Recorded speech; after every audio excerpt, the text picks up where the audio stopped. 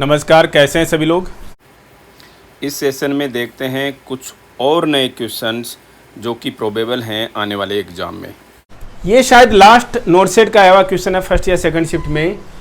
Convert given temperature into degree Fahrenheit. Given temperature क्या दे रखा है भाई? टेम्परेचर आपको बता रखा है 38.6 डिग्री सेल्सियस। आपको एक ही फॉर्मूला याद रखना है, किसका? टेम्परेचर कन्वर्जन का। और टेम्परेचर कन्वर्जन का वो फॉर्मूला भी क्या याद रखना है? डिग्री फ़ारेनहाइट निकालने के लिए क्या करते हैं? फॉर्मूला है 9/5 डिग्री सेंटीग्रेड प्लस 32।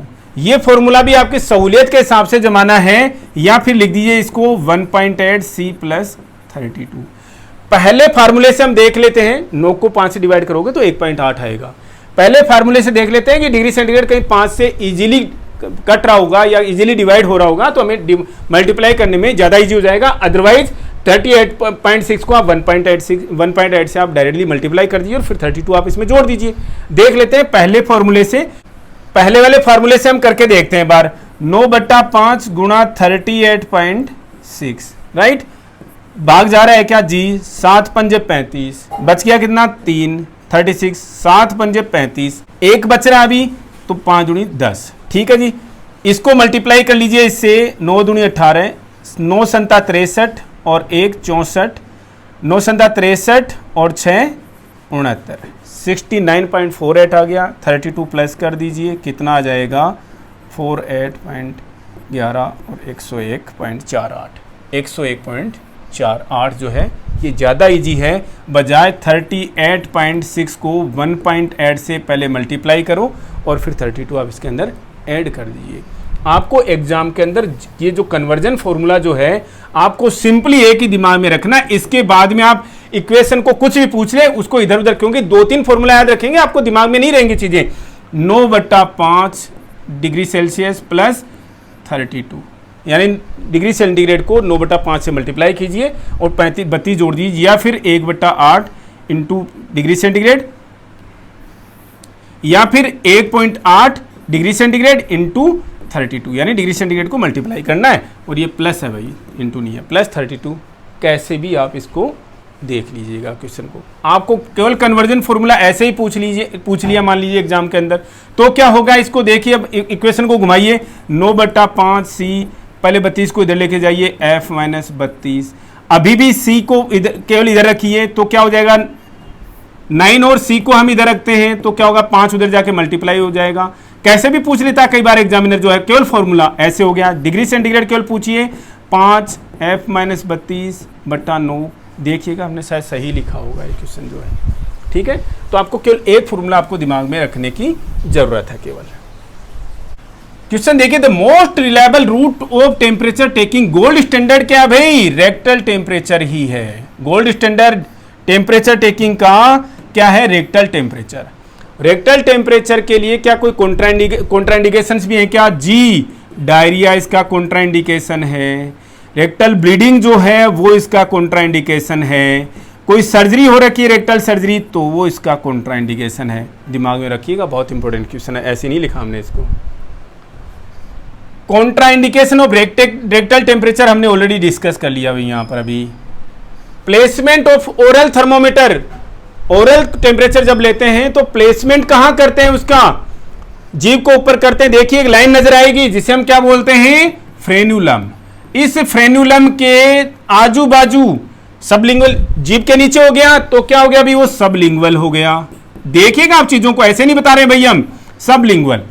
अब सबलिंगुअल के बीच में एक जो लाइन खींची हुई है इसकी, किसकी? फ्रेन्यूलम की। तो दो साइड में दो पॉकेट बनी हुई है, पोस्टीरियर साइड होगी ना, दो पॉकेट बनी हुई है, वहां पर सबलिंगुअली पोस्टीरियर पॉकेट्स के अंदर क्या रखा जाता है? जैसे लेफ्ट में रख दीजिए, राइट में रख दीजिए, थर्मोमीटर को रखा जाता है ओरल टेम्परेचर लेने के लिए।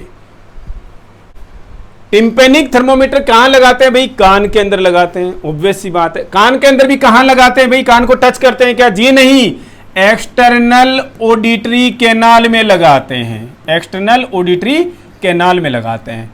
इसके लिए कान को वैसे ही खींचना पड़ेगा जैसे ईयर ड्रॉप डाली जाती है, जैसे कि ईयर ड्रॉप डाली जाती है। एक्सटर्नल ऑडिटरी कैनाल कैसी है भाई? एस शेप की है, तो कान को वैसे ही खींचना है। यानी कि बड़ों में, एडल्ट्स में और बच्चों के अंदर। ठीक है, कैसे करना है?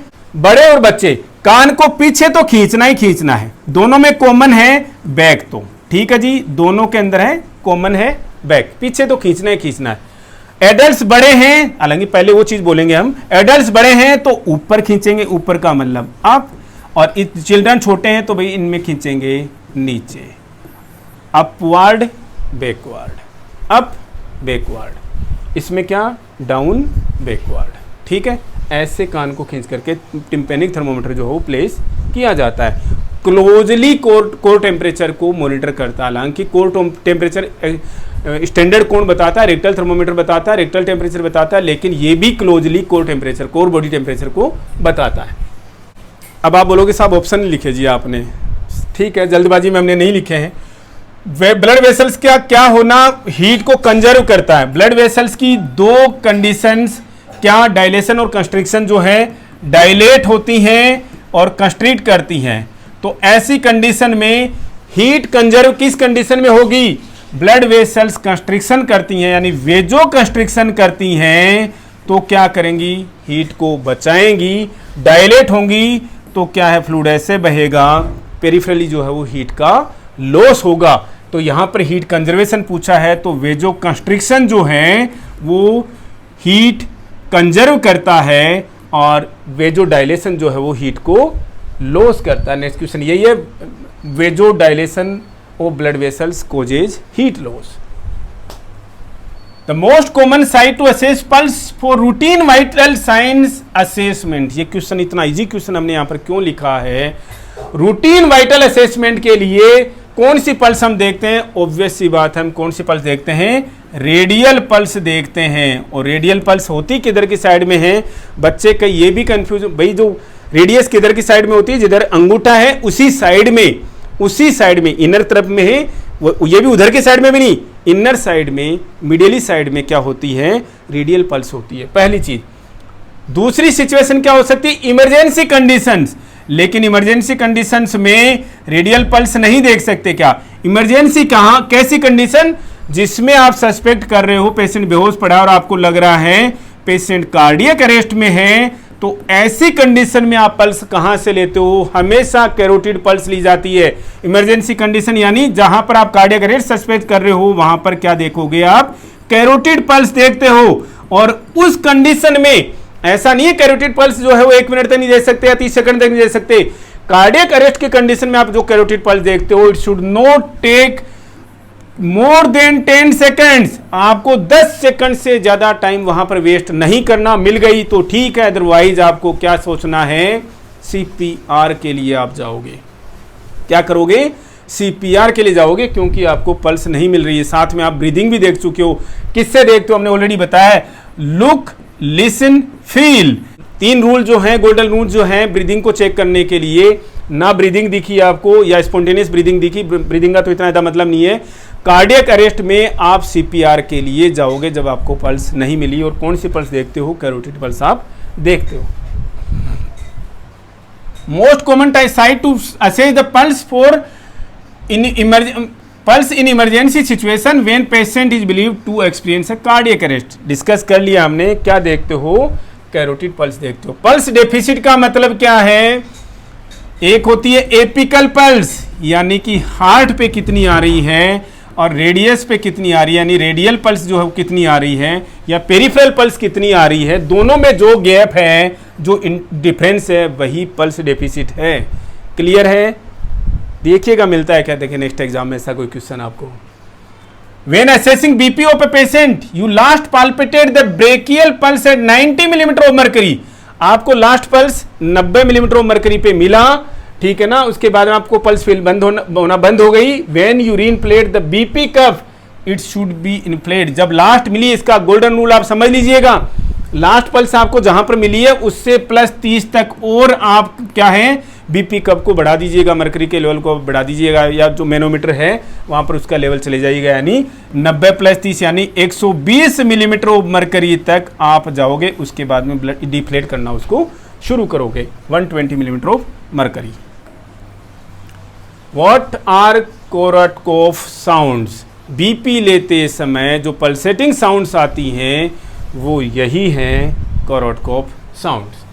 डायफ्राम यानी उसका जो चौड़े वाला पार्ट है, एक साइड से चौड़ा पार्ट है, दूसरी साइड में क्या है, थोड़ा पतला पार्ट है, जो पेशेंट को एग्जामिनेशन के लिए ऑस्कुल्टेट करने के लिए हम स्टेथोस्कोप में देखते हैं।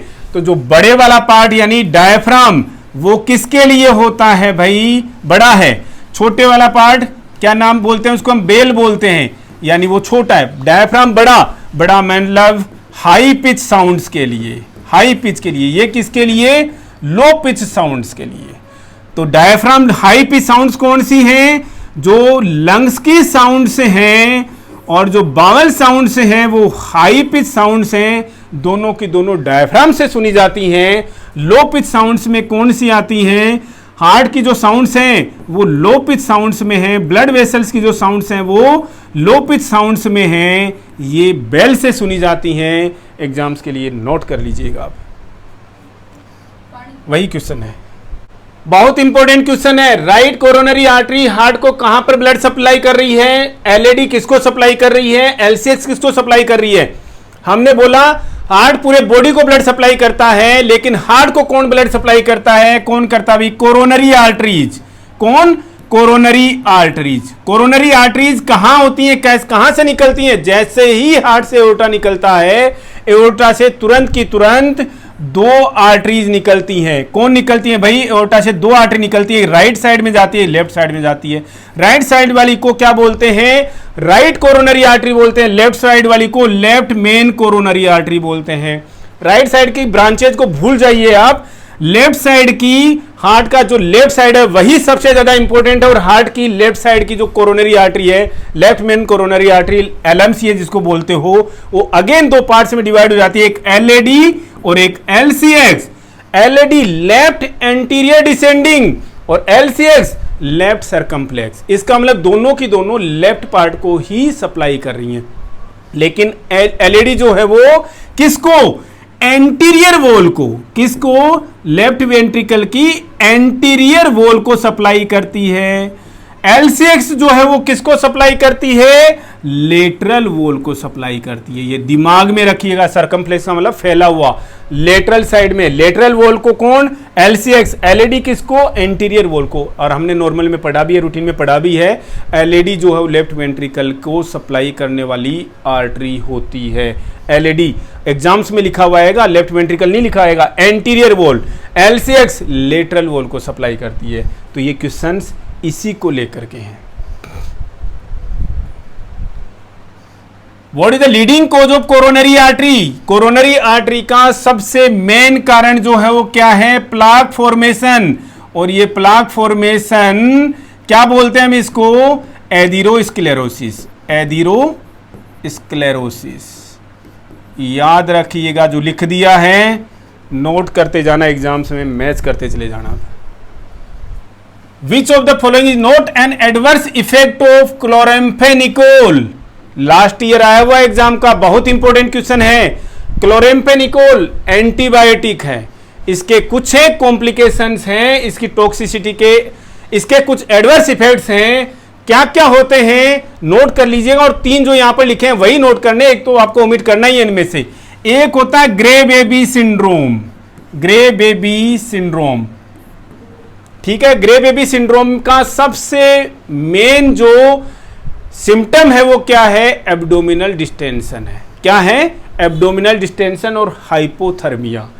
दूसरा क्या होता है इसके अंदर, बोन मेरो सप्रेशन, जिसकी वजह से क्या होगा, एप्लास्टिक एनीमिया होता है। याद रख लीजिए इसी के थ्रू, एप्लास्टिक एनीमिया मतलब प्लास्टिक ही नहीं बन रहा, मतलब ब्लड सेल्स जो हैं वो नहीं बन रही है, बोन मेरो सप्रेस हो जाता है। तीसरा जो है ग्रे बेबी आ गया, बोन मेरो आ गया, और ये एप्लास्टिक एनीमिया जो है वो इसी की वजह से हो गया है।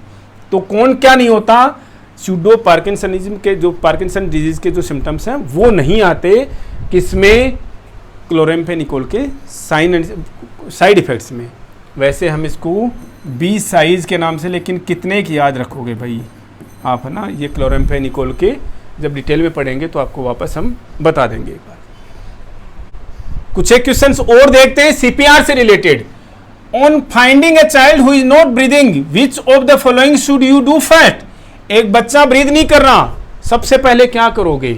Clear the airway, beginning mouth to mouth resuscitation, initiate oxygen therapy, start chest compression. अब देखो ऐसे बच्चे को क्या जरूरत पड़ सकती है? सीपीआर की जरूरत पड़ सकती है। आपने दिमाग में ले लिया किस तरह से बच्चे को सीपीआर चाहिए। सीपीआर तो तब देंगे जब पेशेंट की हमें पल्स नहीं मिल रही, पल्स का यहाँ पर कोई जिक्र ही नहीं है। तो सीपीआर तो चेस्ट कंप्रेशन जो है सीपीआर का सबसे मेन कंपोनेंट है, जरूरत नहीं है। ठीक है, पहली चीज। दूसरी चीज, इनिशिएट ऑक्सीजन थेरेपी। बच्चा खुद ही ब्रीद नहीं कर रहा, ऑक्सीजन ठूस करके क्या कर लोगे? ऑप्शन गलत है। Begin mouth to mouth resuscitation, थोड़ा सा जम रहा है बच्चा जो है वो ब्रीद नहीं कर रहा, तो कर सकते हैं रिससिटेट कर सकते हैं, ब्रीद दे सकते हैं हम उसको माउथ टू माउथ। लेकिन ब्रीद आप उसको माउथ टू माउथ जो ब्रीद तब दोगे जब उसका एयरवे जो है वो क्लियर है। आप एक क्वेश्चन और आएगा देखना अभी यहाँ पर, आप उसको माउथ टू माउथ स्टार्ट कर दिया, ब्रीदिंग स्टार्ट कर दी, वेंटिलेशन शुरू कर दिया, लेकिन वो भी इफेक्टिव नहीं है क्योंकि एयरवे जो है वो ऑब्स्ट्रक्ट है। इसका मतलब सबसे पहले आपको बच्चे का एयरवे क्लियर करना जरूरी है। बहुत इंपॉर्टेंट क्वेश्चन है ये। Which of the following breathing rates should you use when performing rescue breathing during CPR for a 5-year-old child? जो रेट है किसका? एक चेस्ट कंप्रेशन का और दूसरा किसका भाई? ब्रीदिंग का, यानी वेंटिलेशन का, आर्टिफिशियल वेंटिलेशन का। ये रेट भी आपको हमेशा पता होना चाहिए। चेस्ट कंप्रेशन का रेट है 100 to 120 पर मिनट, यानी कि आपकी रेट इस तरीके से होनी चाहिए कि 1 मिनट के अंदर लगभग 100 से 120, यानी कि कितनी देर आप 30-2 के रेशियो के अंदर देते हो, यानी हर 1 सेकंड के अंदर 2 चेस्ट कंप्रेशन चले जाने चाहिए। ऐसे ही ब्रीदिंग जो है वो 1 मिनट के अंदर 10 ब्रीथ्स पर मिनट चले जाने चाहिए। आप हर 30 के बाद में 2 दोगे तो आपके रेट्स जो इस तरीके से होने चाहिए कि 8 से 10 ब्रीदिंग आप पेशेंट को दे दो। यहां पर क्या है? 10 breaths per minute, answer correct है। You begin CPR in 5-year-old unresponsive child. CPR शुरू कर दिया 5 साल के बच्चे में।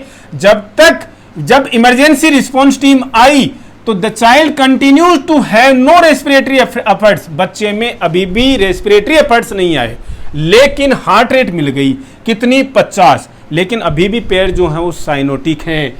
आपको क्या करना चाहिए? टीम क्या करेगी? यानी क्या हुआ? आपने सीपीआर दिया, अनरिस्पॉन्सिव चाइल्ड था, इमरजेंसी टीम आ गई, बच्चे के अभी भी ब्रीथ शुरू नहीं हुआ, बच्चा ब्रीथ नहीं कर पा रहा, लेकिन हार्ट रेट आपको मिल रही है उसकी 50। ठीक है, टीम क्या करेगी नेक्स्ट? अभी भी साइनोसिस है लेग्स में। जब तक हार्ट रेट जो है मोर देन 60 नहीं आ जाए तब तक सीपीआर जो है हम नहीं रोकेंगे, मतलब सीपीआर जो हो कंटिन्यू करेंगे। इसका मतलब हार्ट रेट 50 है, सीपीआर तो कंटिन्यू करना है। सबसे मेन पॉइंट आपको इस क्वेश्चन का यहीं से पकड़ना, सीपीआर मस्ट बी कंटिन्यूड, पहली चीज। ठीक है, discontinue compressions, answer incorrect. Establish N IV line, IV line का दूर दूर तक मतलब नहीं है क्योंकि हमें पेशेंट का क्या लेके आना है? हार्ट वापस लेके आना है, लंग्स वापस लेके आना है, तो आईवी का तो कोई तुक ही नहीं है अभी यहाँ पर। Begin 2% CPR at a ratio of 2 breath to 15 compression.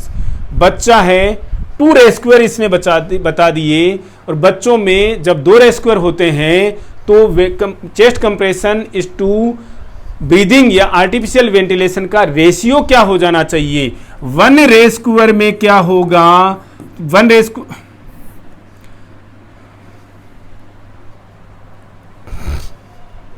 अगर रेस्क्यूअर 1 होता, एक रेस्क्यूअर में बच्चों में क्या होता है? 30:2 का, यानी 30 कंप्रेशंस और 2 ब्रीथ। यही सेम किस में होगा? एडल्ट्स में होता है। एडल्ट्स और बच्चों में अगर एक रेस्क्यूअर है तो रेशियो जो है वो सेम रहेगा 30:2 का। एडल्ट्स में अगर 2 रेस्क्यूअर हैं तो भी रेशियो यही रहेगा, लेकिन बच्चों में जो है रेशियो बदल जाएगा। क्या? अगर 2 रेस्क्यूअर हैं तो बच्चों में जो चेस्ट कंप्रेशंस आधे कर दीजिए, लेकिन इसको आधा मत कर देना, 15:2 हो जाना चाहिए। यहां पर क्या लिखा है इसने? begin 2% CPR at a ratio 2 breaths to 15 compressions. Yes, begin 2% CPR at a ratio of 2 breath to 30 compression, जी नहीं, एडल्ट होता तो हम यही कर रहे होते, 2 ब्रीथ और 30 कंप्रेशंस, लेकिन यहाँ पर 2 रेस्क्यूअर हैं, बच्चा है तो उसमें हम क्या करेंगे, कंप्रेशंस आधे कर देंगे और ब्रीथ जो है वो डबल रहेगा, मतलब उतना ही रहेगा। समझिएगा आप ये चीज़।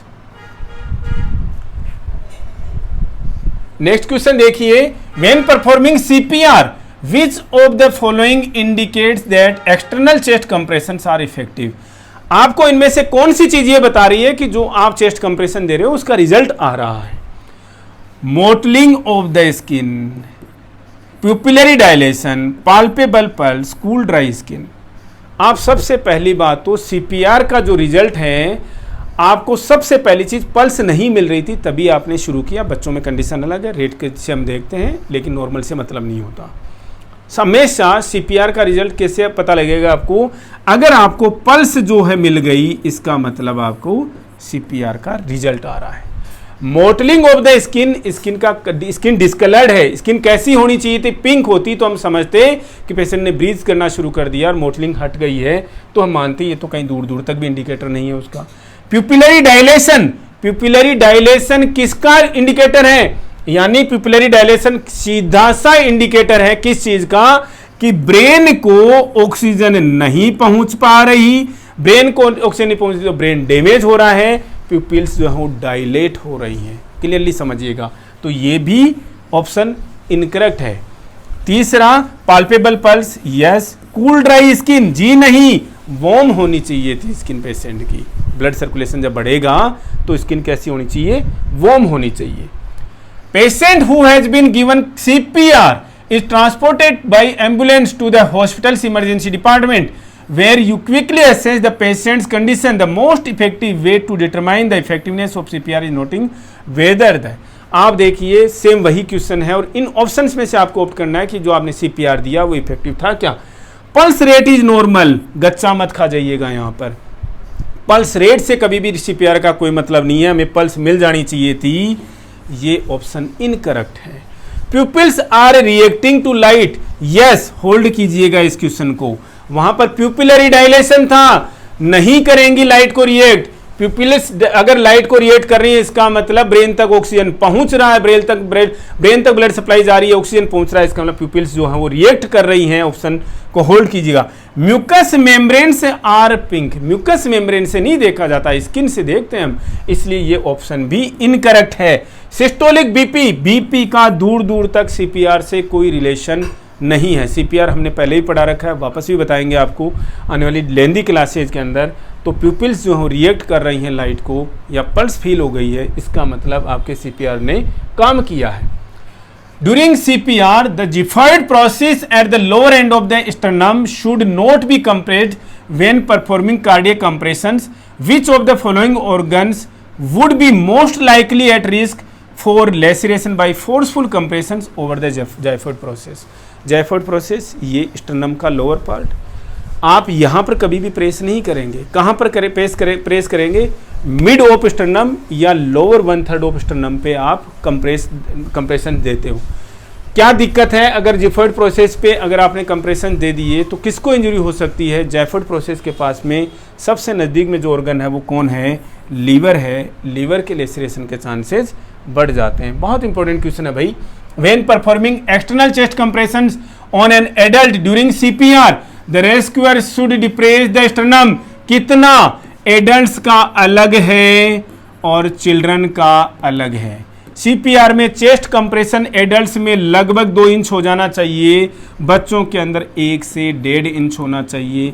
2 इंच का मतलब क्या होता है भाई, 5 से 6 सेंटीमीटर। वैसे 2.4 तो मतलब 5 सेंटीमीटर से थोड़ा सा ज़्यादा, ठीक है। बच्चों के अंदर 1 से 1.5 इंच। यहाँ पर पूछा किसका है, एडल्ट का पूछा है। इसका मतलब कहाँ पर, ये तो ऑप्शन इनकरेक्ट है। इनकरेक्ट है 1.5 से 2 इंच, 2 से 2.5 नहीं, 1.5 से 2 इंच। 2 इंच से ज़्यादा नहीं होना चाहिए, maximum 2 inch. If a patient is receiving rescue breaths and chest wall fails to rise during CPR, rescuer should first do। अब देखिए बहुत इंपॉर्टेंट क्वेश्चन है। CPR किया जा रहा है, रेस्क्यूअर ने जब पेशेंट को ब्रीथ दिया माउथ टू माउथ, तो या फिर एम्बुबैग से, तो क्या हुआ अगर अवेलेबल है तो क्या हुआ, चेस्ट वॉल जो है वो राइज नहीं हुई। ऑब्वियस सी बात है, पेशेंट को ब्रीथ देने पर चेस्ट वॉल जो है राइज होनी चाहिए। अगर लंग्स में एयर जाएगी, वायु जाएगी, ऑक्सीजन जाएगी, तो क्या होगा, चेस्ट जो वॉल जो है वो राइज होनी चाहिए, हो ही नहीं रही। इसका मतलब आप जो रेस्क्यूअर है वो क्या कर रहा है, ब्रीथ जो दे रहा है वो लंग्स तक नहीं जा रही। इसके लिए हम नॉर्मली क्या करते हैं, नोज को पिंच करके रखते हैं, वो कर ही रहा होगा। यहाँ पर तो ऐसी कोई कंडीशन नहीं, दे सीपीआर काहेगा दे रहे हो, अगर आपको आता है नहीं तो वो तो बेचारा परफेक्ट दे रहा होगा। इसका मतलब कुछ ना कुछ दिक्कत है, जो अभी डिस्कस किया। एयरवे जो है वो ऑब्स्ट्रक्ट है, उसको चेक कर लेना चाहिए। Try using N Ambu bag, mouth से नहीं जा रहा, एम्बुबैग क्या कर लेगा। Decrease the rate of chest compressions का चेस्ट राइज से दूर दूर तक कोई रिलेशन नहीं है। इंट्यूबेट द पेशेंट, जी नहीं, देखेंगे बाद में।